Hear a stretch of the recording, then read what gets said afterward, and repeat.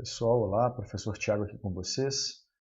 Bom, vamos dar sequência no nosso vídeo sobre economia na Era Vargas e nessa segunda parte nós vamos focar em informações muito importantes, detalhes, né, de informações que podem ser cobradas em prova, se a prova for um pouco mais detalhada, um pouco mais, né, específica. Então é importante manjar isso aqui, cara. Então nós vamos falar principalmente aqui dos setores de petróleo, siderurgia, energia e sistema financeiro, né? A primeira parte nós exploramos a política econômica e o contexto mais geral. Aqui nós vamos falar, né, do desenvolvimento setorial, beleza? Bom, primeiro com o petróleo, né? Então, petróleo, siderurgia e energia, né? Você teve uma visão como uma questão de segurança nacional, uma questão mais estratégica, então foram áreas que tiveram um foco maior. Todo mundo lembra do Vargas na questão do petróleo, na campanha O Petróleo é Nosso, do segundo governo Vargas, o governo democrático. Tá?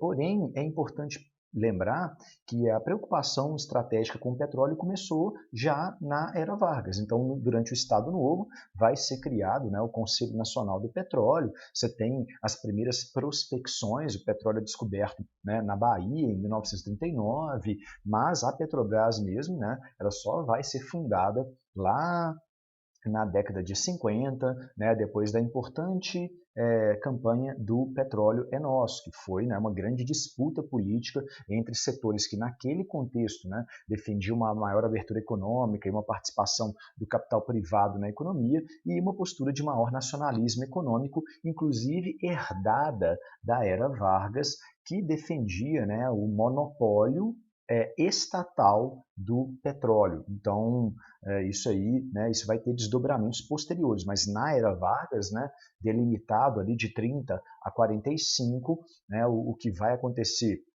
é um crescimento, né, das refinarias de óleo diesel, das destilarias de óleo diesel, você tem um crescimento significativo e naquele contexto você tem, né, um entendimento, principalmente por parte dos militares, cenário de pré-Segunda Guerra Mundial e Segunda Guerra Mundial, né, o petróleo é fundamental, ele é estratégico. Então os militares entendem, né, nessa época, depois isso vai mudar um pouco, né, vão ter alguns setores favoráveis ao capital privado, etc., mas dentro do cenário aí da era Vargas, você tem um entendimento predominante dos militares pró-estatização, né, entendendo o petróleo como uma questão de segurança nacional, como uma questão estratégica. Sem petróleo, gente, você não faz uma guerra moderna, né? Isso já estava provado na Primeira Guerra Mundial e vai ficar ainda mais evidente na Segunda Guerra Mundial. Então, você tem uma preocupação enorme com o acesso ao petróleo, com o beneficiamento do petróleo. O empresariado brasileiro se dividia na questão, né? Então você tem alguns empresários importantes, né? O Lodge e o Simonsen, que vão defender a participação do capital nacional privado na exploração do petróleo, tá? Mas o discurso nacionalista predomina, tá bom? O caso da siderurgia é extremamente famoso, tá? Você tem uma siderurgia privada, né?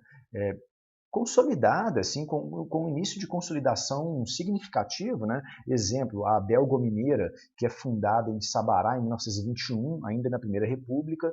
Em 35, ela se expande para Monlevade. Em 1940, a Abel Gomineira é a maior siderúrgica da América Latina.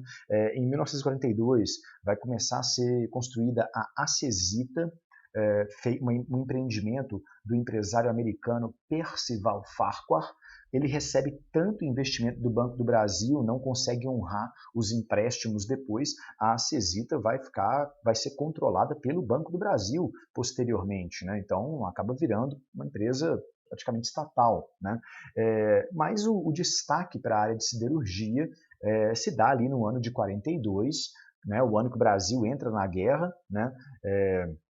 A criação da Companhia Vale do Rio Doce, que é uma estatal, né? Então a ideia é de extrair o minério, né, como uma função estratégica do Estado e beneficiar esse minério com a Companhia Siderúrgica Nacional em Volta Redonda, que é também uma estatal. Então, nesse sentido, o Estado brasileiro atuava num setor-chave. E a siderúrgica em Volta Redonda, a CSN, ela é colossal, né? Ela vai ficar pronta, ela vai ser inaugurada já no governo Dutra, não é o Vargas que inaugura a CSN, ela fica pronta em 46, tá? Então já é o Dutra que vai colher os louros da inauguração da CSN, mas ela é muito estratégica para o Brasil avançar no processo de industrialização e ser capaz, né, de produzir bens de capital, maquinário pesado, etc. Porque você precisa de aço, não tem jeito, né? Aço e outras ligas, né, e seus derivados também. Então é fundamental. Lembrando que ela foi fruto, né, da negociação da entrada no Brasil na Segunda Guerra Mundial. O financiamento americano, inclusive, aumenta, né? Depois que os Estados Unidos são atacados, o financiamento praticamente financiamento mais que dobra, porque os Estados Unidos estavam muito preocupados em ter o apoio do Brasil, porque era estratégico, né? O Nordeste, ali, a base de Natal, ela vai ser fundamental para o controle do Atlântico Sul, que é um corredor econômico importantíssimo para manter a guerra funcionando, né, para os aliados na Segunda Guerra Mundial. Então, os Estados Unidos dão uma cartada irrecusável para o Brasil entrar na guerra. E dessa cartada, né, sai o acordo da CSN, beleza? Então, é uma área muito importante, muito cobrada em prova. Uma área pouco conhecida e pouco estudada é a parte de energia elétrica, de geração, né, de energia elétrica, que era dominada por multinacionais, a Light e a Anforp. Tá? Eram as grandes multinacionais que dominavam a geração e a distribuição de energia elétrica. O Estado vai interferir nisso. Tá? É interessante que a gente para pensar, né? Tem um dado ali interessante, né? Até 39%, 70% da geração de energia no Brasil ainda era combustível sólido, lenha e bagaço de cana. Então, historicamente falando, né, é recente isso, né? Então você vê se você quisesse tomar um banho quente, é na base da água esquentada na chaleira, né? na água esquentada no fogãozinho a lenha. Essa era a realidade de grande parte do Brasil. Hoje, com as comodidades modernas, né, a gente não tem muita dimensão do que é isso. Né? Então, mesmo a energia elétrica ainda muito inicial no Brasil. Tá bom? O Estado o Estado varguista, né, a era Vargas, né, o governo provisório, constitucional, depois o Estado Novo, vão interferir primeiramente nos reajustes das tarifas elétricas. Isso afeta diretamente o interesse dessas multinacionais, controlando os reajustes nas tarifas de conta de luz, né, conta de energia. Você vai ter a centralização das concessões de energia no governo federal. Então lembra, né, essa característica geral, né, da gestão econômica, uma gestão econômica mais centralizada. Os grupos internacionais vão resistir muito, tá? Entrando com processos ou simplesmente cortando investimento ou cortando fornecimento. Então é um jogo duro com as multinacionais. Não é fácil, né, enfrentar essa pressão, né, dos interesses multinacionais na área do setor elétrico.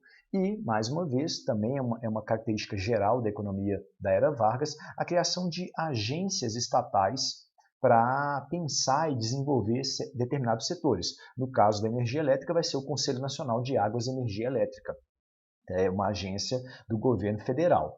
Os avanços são tímidos, tá, gente? No final da era Vargas, em 45, que vai ser, por exemplo, né, inaugurada por decreto, né, criada por decreto, a Companhia Hidrelétrica do São Francisco, para explorar o potencial energético do Rio São Francisco, que vai gerar lá em 1955 a inauguração da usina de Paulo Afonso. Então, vê, políticas adotadas lá na era Vargas vão gerar resultados palpáveis 10 anos depois. É investimento de longo prazo, tá? Ainda mais setor elétrico, gente. Você não constrói uma hidrelétrica da noite para o dia, tá? Então, o setor elétrico é o que avança de forma mais tímida, tá bom? E a consolidação do modelo hidrelétrico com grandes hidrelétricas, né, isso é muito inspirado no modelo estadunidense com o New Deal, a represa Hoover, a política de hidrelétricas no Vale do Tennessee, tá? Isso vai espelhar, né, a política brasileira, né? A política brasileira vai espelhar essa política de grandes obras hidrelétricas do New Deal, mas isso se consolida no segundo governo do Vargas, em especial anos 60 e 70, já no cenário de ditadura civil-militar, os grandes projetos hidrelétricos, né, da ditadura civil-militar brasileira. Então, é um processo de longo prazo, tá? É muito embrionário ainda na era Vargas, tá joia? O sistema financeiro, o Banco do Brasil, ele é praticamente um banco central na era Vargas, né? Controle cambial, taxas de juros, isso é muito função do Banco do Brasil. O Banco Central mesmo, gente, para quem não sabe, ele vai ser criado só na ditadura civil militar, né, em 65, e o Banco do Brasil é fundamental como banco de investimento, como banco de estímulo econômico. Ele oferece crédito rural e crédito industrial. É aplicado um nacionalismo econômico moderado. O governo não deixa que empresas de seguro multinacionais entrem no Brasil durante a era Vargas. As que já existiam são mantidas. Porém, novas empresas da área de seguros, que é uma área muito importante no sistema financeiro, na economia em geral, né, elas não podem entrar mais. Então, as que existiam se mantêm. Isso abre espaço para que o crescimento desse setor seja liderado principalmente por bancos e seguradoras nacionais. Tá bom? Os resultados gerais disso, gente, de 33 a 45, o Brasil tem superávites comerciais, balança comercial favorável, tá?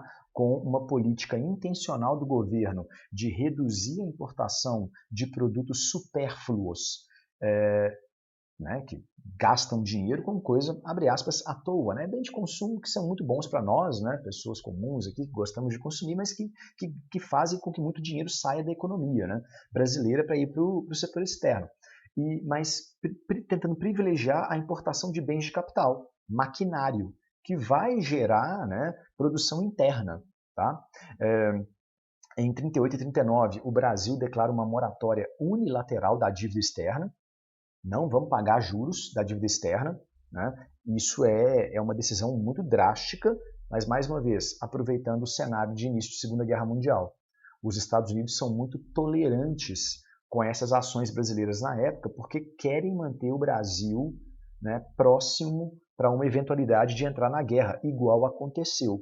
Então você tem uma postura americana muito mais frouxa com o Brasil, coisa que vai mudar na Guerra Fria. Né? A postura americana vai ser muito mais dura, muito mais rígida nas negociações econômicas no cenário de Guerra Fria, no geral, né?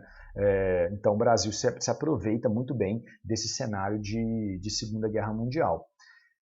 O Brasil sofre deflação durante o efeito da Grande Depressão, mas, principalmente durante a Segunda Guerra Mundial, o Brasil sofre um processo inflacionário muito grande, 15% de inflação ao ano em média.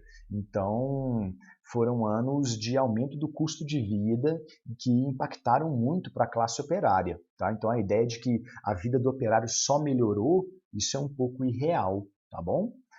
Só para vocês verem aí alguns setores da economia brasileira, né? O café com uma tendência de queda mesmo ao longo da era Vargas, né? O algodão tem um processo de crescimento, depois ele tem uma leve queda, né? E outros produtos agrícolas aumentando ali seu papel na pauta de exportação. Essa tabela é muito legal, né? Você vê ali zero de crescimento da indústria, o PIB praticamente nada e não se importa maquinário, né, durante a crise de 29, a Grande Depressão. Durante o governo provisório e constitucional, é o grande boom da economia da era Vargas, tá? Crescimento industrial alto, importação de bens de capital alta, isso significa maquinário entrando, e o PIB decola. Quando começa a Segunda Guerra Mundial, o desempenho econômico começa a diminuir, o que vai coincidir, inclusive, né, com o final da era Vargas em 45. Isso não é à toa, tá bom? E o desenvolvimento setorial, você vê ali a partir da era Vargas, a partir de 30, né, uma redução da agricultura, um aumento do peso da indústria no PIB, e os serviços basicamente ficam equilibrados, mais ou menos no mesmo patamar, metade do PIB brasileiro. Beleza? É isso aí, galera. Um abraço para vocês. Bom estudo, viu?